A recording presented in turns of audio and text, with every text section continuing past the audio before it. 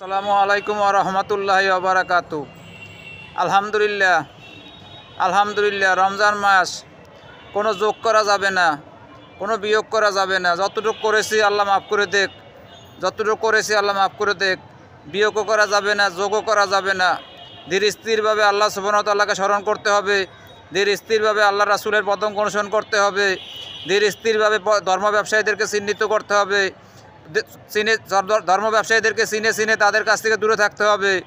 হ্যাঁ, আপনি একা যদি ধর্ম ব্যবসায়ীদের কাছ থেকে দূরে চলে যান, আপনার দ্বারা একটু উপকার হবে, আপনার পরিবার হেফাজত থাকবে, আপনার পরিবারে তাবিজ ঢুকবে না, আপনার পরিবারে পিঠ ঢুকবে না, আপনার পরিবারে ধর্মের নামে রাজনীতি ঢুকবে না, আপনার পরিবারে কোনো রকমের ধর্মই ব্যবসা ঢুকবে না, মাজারের কোনো বিশ্বাস থাকবে না।